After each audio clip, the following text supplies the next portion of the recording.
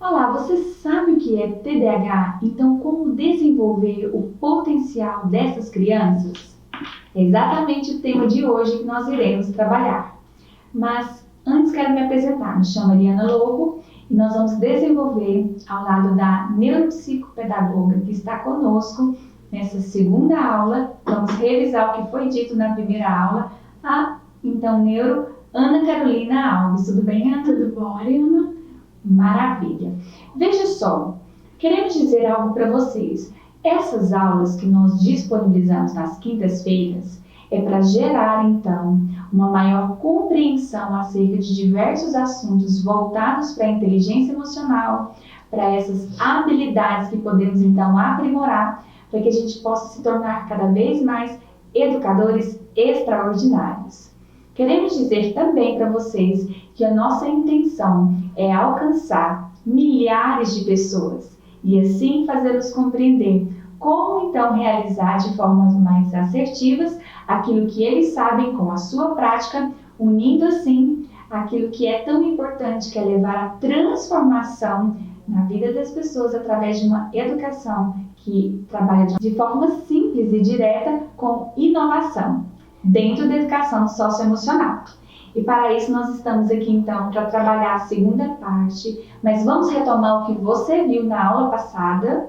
Nós falamos então sobre o conceito de TDAH, o que é o TDAH, quais são então as fases da compreensão do neurodesenvolvimento, compreendemos também como é o TDAH, a criança que apresenta essa característica, qual é a influência então nesse processo do neurodesenvolvimento. E ao final da aula 1, nós falamos sobre os problemas mais frequentes do neurodesenvolvimento. Vimos também que dentro desse processo, dentro dessas características, a importância da compreensão familiar em saber lidar com tudo isso. Agora, nós vamos trazer uma ênfase ainda maior na aula 2, não é isso, Ana? Exatamente, Eliana. Vamos mencionar então a questão do uso do medicamento, o que fazer então, qual profissional devemos levar, em qual momento o meu filho ele precisa então tomar esse medicamento, porque sabemos que tem mães que às vezes medicam seus filhos. Vamos compreender então quais são os cuidados que são importantes. Vamos falar sobre as formas de tratar a criança através da aprendizagem voltada para a neuropsicopedagogia, bem como apresentar dicas práticas e um exercício para você que está nos assistindo. Então, se eu fosse você, corria agora, pegava seu bloco de anotação, sua caneta, sentava num ambiente tranquilo e prestasse ao máximo a sua atenção. Anote tudo. Não assista essa aula como se você estivesse assistindo um filme da tarde ou fazendo outras atividades. Assim, você não vai ter 100% de resultado. Nós queremos que você alcance 100% de resultado. Para isso, tome nota, anote, escreva e vamos esclarecer as suas dúvidas. Pode colocar também. Tem alguma pergunta a respeito desse tema? Coloque agora no chat. Nós queremos falar com você, porque essa interação é muito importante. Queremos te pedir também, deixe o seu like, se inscreva no canal agora mesmo. Sabe por que te pedimos isso? Simplesmente porque queremos alcançar o maior número de profissionais, milhares de pessoas que podem gostar desse conteúdo, que pode fazer a diferença em suas vidas. Mas para isso, o YouTube precisa entender que o conteúdo é bom. Então, com o seu like, com a sua inscrição e quando você curte, nós podemos chegar a essas pessoas. Posso contar com você? Tenho certeza que sim. Então, vamos lá? Vamos lá. Vamos entender então quais são os efeitos do uso da medicação, doutora Ana. Vou deixar você dar suas boas-vindas também. Eu agradeço estar participando mais uma vez da aula com vocês, levando até vocês, as pessoas de casa, um pouquinho mais do nosso conhecimento, né? Para aquelas pessoas que ainda têm alguma dúvida a respeito do tema do transtorno do déficit de atenção e hiperatividade. Na aula passada, Eliana, nós abordamos o TDAH em si. Nós aprendemos que ele se manifesta ainda na infância, né, antes dos 7 anos, tem origem biológica, ou seja, ele é genético, né, no caso, hereditário. No caso, o TDAH, ele nasce de um trio de base alterada, que nós vimos na aula passada. a predominância na hiperatividade e impulsividade e a predominância na desatenção, né? Então, nós vamos falar agora por que exatamente nos três, né? A desatenção, hiperatividade e impulsividade. A criança com TDAH, ela possui neurônios dopaminérgicos e noradrenérgicos abaixo da quantidade ideal que seria para não ter nenhum transtorno. Vou repetir. A criança com TDAH, ela não é que ela não seja uma criança normal. Ela produz neurônios, só que em baixa quantidade. E é justamente nessa baixa quantidade que vem o foco da hiperatividade, o foco da desatenção e o foco da impulsividade. Então, se ela tem uma desatenção, uma hiperatividade e uma impulsividade, nesses três subtipos, o que acontece? Os neurônios dela estão em baixa quantidade, fazendo com que ela tenha esse transtorno, que é o TDAH. Exatamente por isso que em alguns casos as pessoas já rotulam as crianças quando têm dificuldade de aprendizagem, mas não é. Pode afetar ou não a aprendizagem justamente porque a criança ela precisa da atenção na escola, ela precisa da seletividade, da inibição no desenvolvimento humano, no neurodesenvolvimento da criança, e é justamente aí a falta que esses neurônios, desses neurotransmissores nos neurônios provocam na criança que tem o transtorno.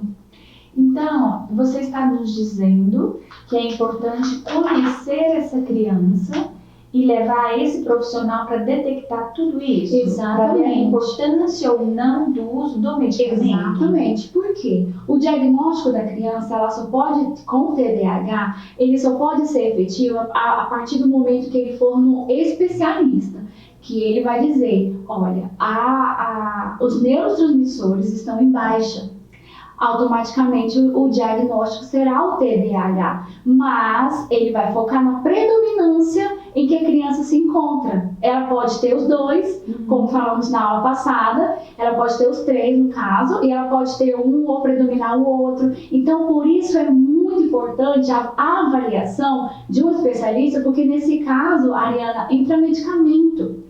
E quando entra o medicamento, já há um risco que a criança corre devido aos efeitos colaterais. Mas, em todo caso, é o especialista que vai dizer ou não se ela pode tomar ou se ela não pode tomar. Porque a gente vê também certos pais medicando os filhos achando que está ajudando, mas no caso está prejudicando. E veja só, em falar sobre os efeitos colaterais, nós sabemos e acompanhamos algumas famílias que acreditam que o melhor é esclarecer para o filho. Então, como falar para o filho que ele tem esse transtorno, percebe? Como dizer, então, de uma forma mais assertiva e assim a criança não utilizar dessas características para alcançar alguns resultados, utilizando até do emocional com os seus pais, né? Exatamente. E até na escola, né? Exatamente. O que a gente mais vê na escola, né, são as crianças que falam, desafiam às vezes os professores e falam: não, professora, porque eu sou hiperativo, eu tenho TDAH, então eu sou assim mesmo. Mas, na verdade, às vezes, com a conversa com os pais, para que a criança possa entender que o que ela tem não é nada anormal, é muito esclarecedor. Porque faz com que a criança perceba que ela não é diferente das outras crianças e também ela não tem motivo de fazer isso em sala de aula. Porque muitas crianças na sala de aula são muito hiperativas, que a predominância é mais em meninos. A desatenção, ela predomina mais nas meninas. Então, quando você vê que o menino na sala de aula é inquieto, conversa muito, não tem foco, ele mesmo já se rotula como TDAH, porque ele não teve um esclarecimento dos pais, uma conversa com que ele entenda que ele não precisa sair falando para todo mundo que ele tem TDAH, porque ele é rotulado assim, não é nada disso. E qual que é a melhor forma, então, dessa mãe abordar com o seu filho? E tem mães também que escondem. Exatamente. Eu tomo aqui uma vitamina. Exatamente. É muito sério essa questão, Ariana, porque às vezes se a mãe não conversa e ela fala vou citar um exemplo como uma mãe falaria, é porque esse menino tem TDAH, ele é hiperativo.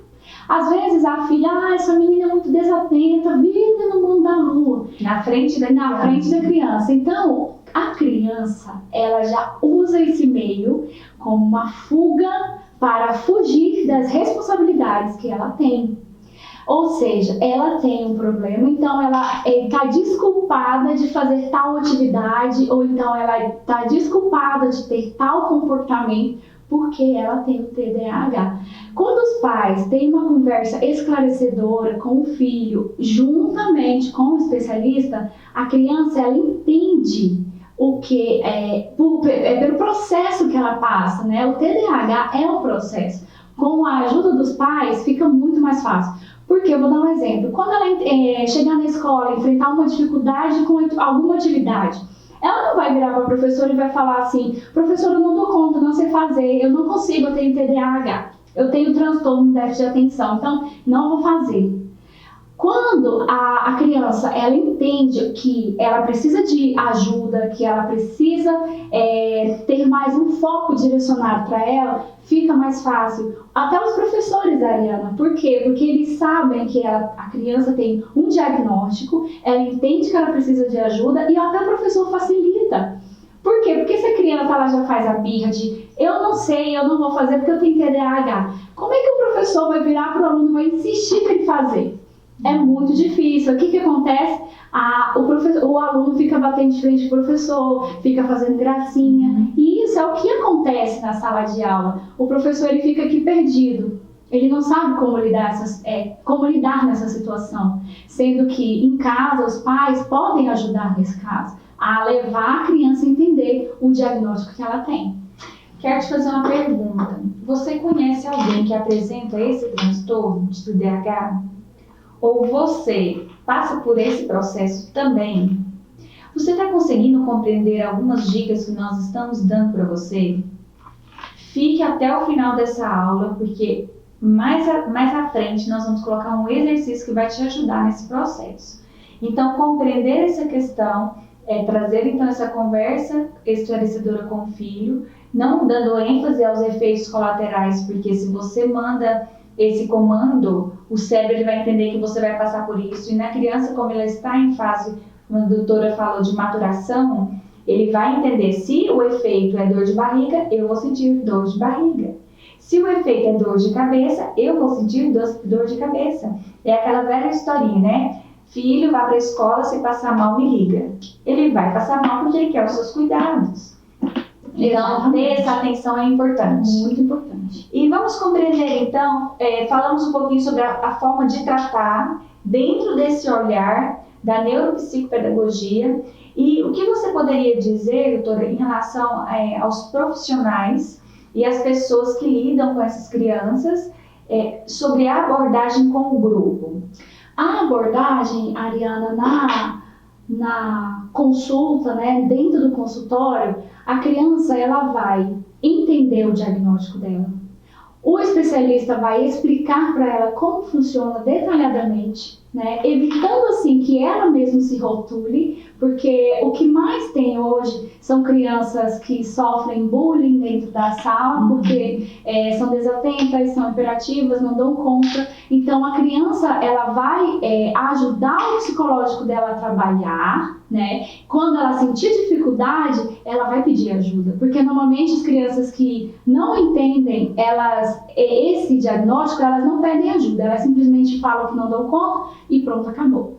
Então, se o profissional, se os pais, né, fazem isso com a criança, explica para ela o diagnóstico, a própria criança ela vai se sentir acolhida, ela vai se sentir amada, ela vai ver que ali ela pode contar com aquele grupo que está ali. Por quê? Porque em alguma atividade, em determinado momento, ela não vai conseguir e ela vai precisar de ajuda, é certeza. Os pais, eles são peças fundamentais nesse momento.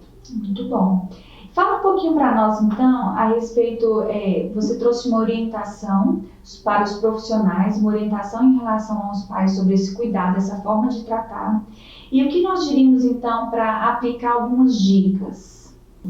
Quando os pais e os professores começam a ver que a vida da criança está se tornando exaustiva, cansativa, né, que está gerando uma falta de paciência para os pais, está gerando um entrave na vida da criança e isso já está atingindo o psicológico dela, aí é hora de procurar um profissional e, dependendo do caso, começar com medicamento. Por quê? Porque cada caso é um caso. Tem crianças que elas vão precisar sim tomar um medicamento. Por quê? O medicamento ele vai fazer com que os neurotransmissores nos neurônios na parte cerebral funcionem adequadamente. Porque nas crianças que têm o transtorno, eles estão em baixa. O que o remédio faz? Ele eleva a quantidade de neurotransmissores suficiente nos neurônios para que haja uma passagem, né, correta e justamente na parte da desatenção, da hiperatividade e da impulsividade esteja igual. A criança ela consegue manter o foco, ela consegue ficar quieta, né? Ela para de ser impulsiva porque começa o processo inibitório. Isso tudo afeta a parte cerebral da criança, onde está em baixa os neurônios que precisariam estar normais para ela não ter o transtorno do déficit de atenção. Só que nesse caso, Ariana, entra uma segunda parte difícil, que são os efeitos colaterais do medicamento. Vamos falar então quais são esses efeitos? Olha só, dor de barriga, ansiedade, hipervigilância. A criança, o cérebro dela, as atividades neurotransmissoras delas começam a ficar elevadas, o que acontece? Ela começa a ficar ligada. Ela não tem o tempo suficiente para poder relaxar. O que acontece? Falta de apetite, falta de sono, ela fica extremamente irritada, dor de cabeça, são efeitos colaterais muito consideráveis. E é interessante, doutora, porque muitas vezes a criança apresenta essa característica e a mãe pode achar que o filho está inventando. Exatamente. Porque é algo constante, né? Ele sente essa dor todos os dias. Exatamente. Ele sente a dor de barriga todos os dias, então não é só quando tem prova. Não, e aí o que entra? O mais importante, e justamente isso que você falou, até os professores ficam achando que é desculpa das crianças. Olha só, gente, como é difícil essa medicação. Por quê? Eu já fiz acompanhamento na sala de aula e eu tinha uma aluna que ela tinha o diagnóstico de TDAH, só que a predominância dela era na hiperatividade e na impulsividade. E ela é, no caso, absurdamente inteligente. Então, quando eu sempre perguntava alguma coisa e sugeria para a turma, ela já levantava a mão e ela já sabia anos-luz da turma. Então, o que acontecia em determinado dia da semana com ela? Ela tinha dores de barrigas fortes, ela reclamava de dor de cabeça, às vezes ela tinha sono. O que acontecia? Como a gente na sala, olha só, o tanto que é importante, o professor está ciente da situação do aluno que tem o TDAH. A gente já sabia que ela tinha, então eu já entendia os momentos que ela não estava bem. Então eu procurava ajudá-la. Pode dar uma volta, bebe um pouquinho de água, se você quiser trazer alguma coisa de casa. Às vezes colocava até um colchonetezinho dela na sala, porque ela dormia, porque dá sono às vezes.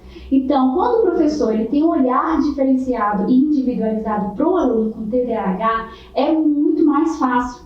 Quando o professor não tem, ele vai dizer, Eliana, que o aluno está com birrinha, deu dor de barriga. Não dá mínima, isso é muito frustrante, gente, para o aluno que tem o TDAH. Porque eles falam para a gente, a professora não acredita em mim, a professora acha que eu estou mentindo, estou inventando. E na maioria das vezes, gente, não é. Realmente, eles sentem isso. E é muito doloroso, porque você vê a coisa melhorando de um lado, só que por outro lado, gera o desconforto físico, né? Se pra gente já é difícil, imagine pra uma criança.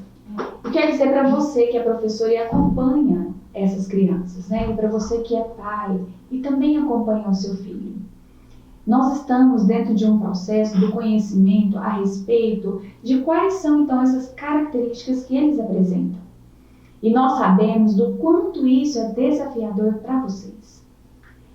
E pensando nisso, nós juntos podemos construir uma melhor forma através de algumas dicas que nós daremos agora acerca da aprendizagem. Quer entender mais sobre essas dicas de aprendizagem? Vamos lá, doutora? Vamos lá. Uma coisa assim importante para os professores, vou falar primeiro. manter o aluno sempre na primeira fila. Coloca ele na sua frente, se for possível, pertinho de você. Porque você acompanhando ele de perto, o desenvolvimento dele dentro da sala de aula, ele vai se sentir acolhido, ele vai se sentir amado, né? Porque a professora, ela tem que ser, às vezes eu falo que o professor tem que ser um polvo, tem que ter várias mãos, vários braços, e a atenção tem que ser para 30 dentro de uma sala. Então, o TDAH, dependendo da predominância, os que têm hiperatividade e impulsividade, eles vão sim precisar da atenção dobrada do professor. Aqueles que têm a desatenção também vão. Por quê? Porque o professor vai ter que ficar em cima o tempo todo. Procure estar perto do seu aluno, procure entender a dificuldade dele. Se você está vendo que ele está com dificuldade de pegar o caderno ou o livro da mochila, colocar na mesa, abrir o estojo e a página, até ele chegar no livro, ele já esqueceu o que ele tem que fazer. Ele não lembra mais. E aí o que você pode fazer? Você precisa de ajuda? Deixa eu te ajudar. Aqui está o livro, pode abrir na página tal, eu aguardo você. Você quer ajuda com o estojo? Pode deixar o estojo aberto. Coloca os lápis tudo aqui do seu ladinho, não tem problema. Eu espero você. E outro ponto muito importante também. Conversar com o restante da turma, com os colegas e falar para eles que o que o fulano tem não é uma doença, não é porque ele já é rotulado como preguiçoso, como desatento, porque realmente acontece na sala de aula e a gente sabe disso nesse ramo. Conversar com os alunos para que, de uma forma clara, direta, mas na linguagem da criança, com que eles entendam que ele precisa da ajuda dos colegas. Por exemplo, quando eu trabalhava na sala de aula, aquele aluno que eu via que não tinha TDAH, mas ele tinha uma certa dificuldade de escrever, ele demorava para escrever. Eu sempre colocava uma que era mais à frente e que teria mais agilidade na escrita ao lado dele. Eu te ajudo, eu espero você.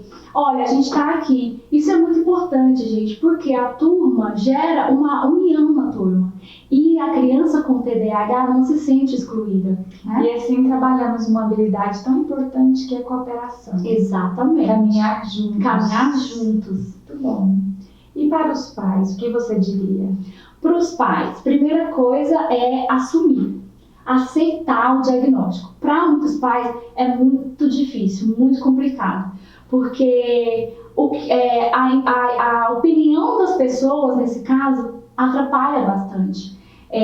Nossa, o fulano tem um filho que é TDAH, não vou chamar, não vou convidar. Então os pais percebem que há um certo preconceito da sociedade, das pessoas, com os seus filhos que possuem o transtorno. Para os pais, assumir o diagnóstico é muito complicado, porque se assumem só dentro de casa é uma coisa, mas fora é outra.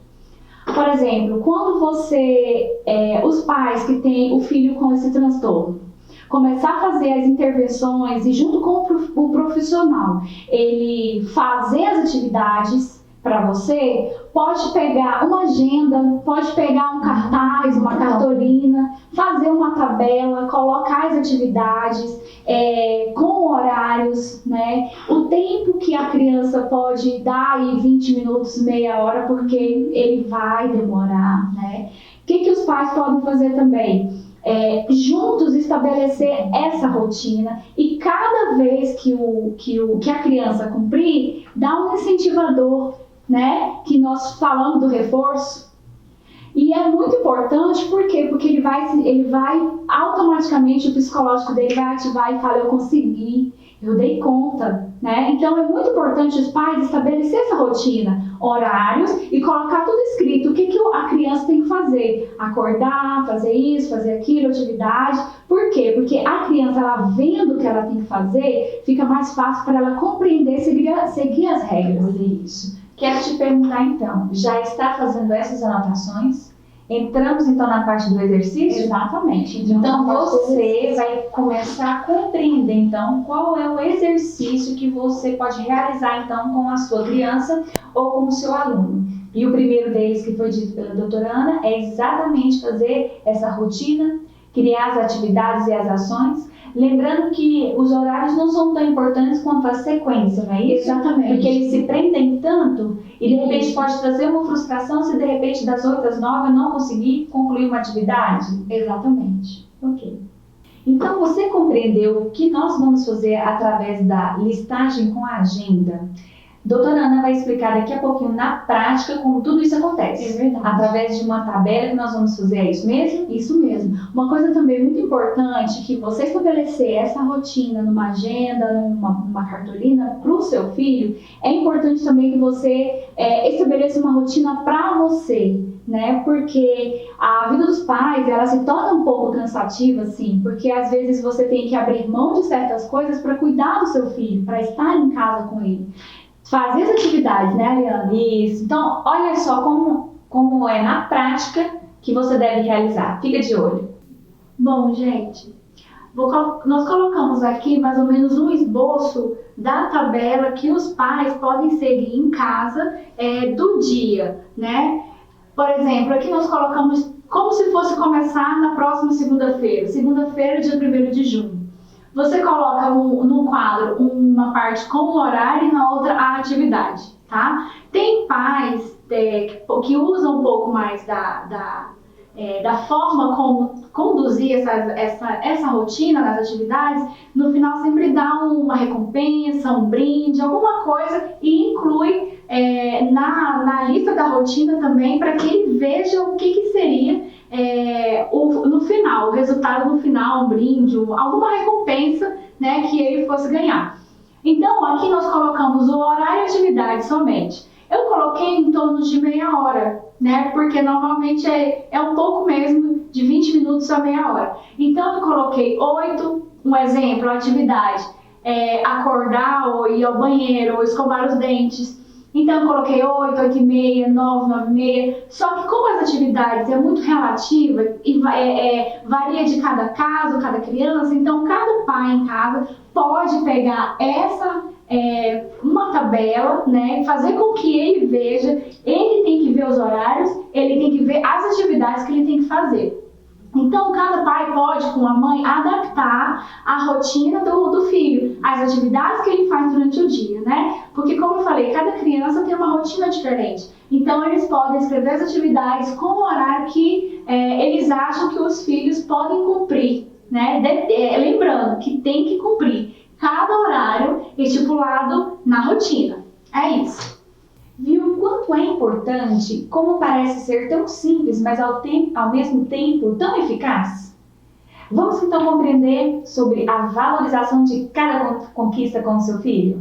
É muito importante, Ariana, os pais estabelecer uma rotina com o seu filho e cada vez que o seu filho conquistar, realizar essa tarefa, a mãe ou o pai ou o tio, quem estiver perto, tiver um convívio com a criança que tem um transtorno, vire para ele e fala: nossa, filho, que legal, você conseguiu, parabéns! Na próxima atividade que ele completou da escola, um exemplo, fez a lição de casa, parabéns, meu filho, olha que lindo, você conseguiu, viu? Você consegue, no seu tempo, mas você consegue, estou aqui para te ajudar, tá bom? Vamos fazer tal atividade agora vai no quadro com ele ou na agenda, fala assim: nós cumprimos essa, agora nós vamos fazer essa, tudo bem? Tranquilo? E sempre ouvi-lo, sempre procurar estar perto dele, porque ele vai reagir da melhor forma que a gente possa imaginar.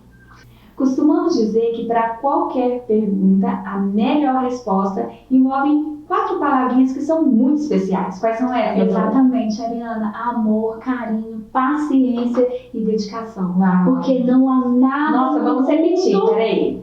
Amor, carinho, paciência e dedicação. Porque não há nada no mundo, como é que é aí? Porque não há nada no mundo mais importante do que o amor. Uau. Principalmente o amor de mãe para filho, de pai para filho. Porque o amor que a criança tem na escola, dos amigos, gera nela uma expectativa.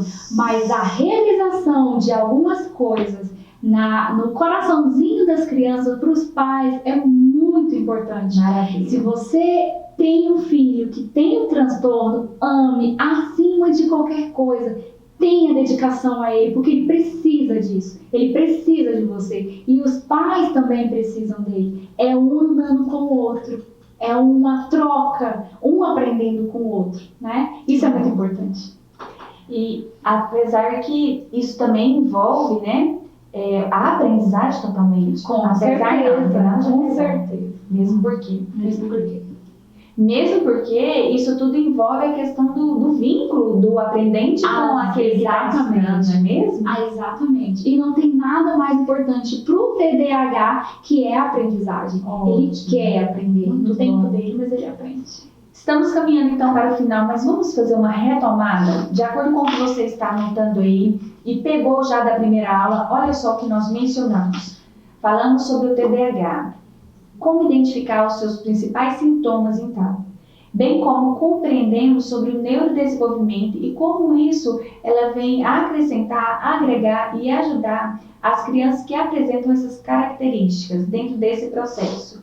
Entendemos sobre os efeitos colaterais, sobre os medicamentos e como deve ocorrer, então, de forma mais assertiva o tratamento e o acompanhamento com essas crianças, bem como vimos algumas formas de tratar e também oferecendo algumas dicas práticas através do quadro que você visualizou, que você anotou e percebeu como é uma rotina e ali como você pode extrair grandes resultados através daquilo que envolve a empatia, envolve o caminhar juntos, o reconhecer e o estimular, através dessas 4 palavrinhas importantes que diz respeito ao carinho, à paciência, à dedicação e o amor. É isso mesmo? É exatamente isso, Ariana.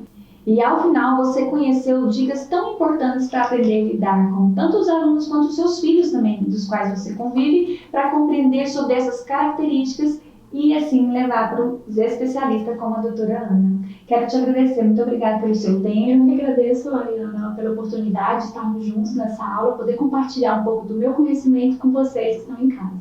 Deixa o seu Instagram. Meu Instagram é Neuropsico Carol Alves. É só entrar lá e começar a me seguir. Lá tem meu telefone, tem meu e-mail. Se você quiser, pode entrar em contato. Eu vou estar muito feliz em trabalhar e ajudar vocês nessa caminhada.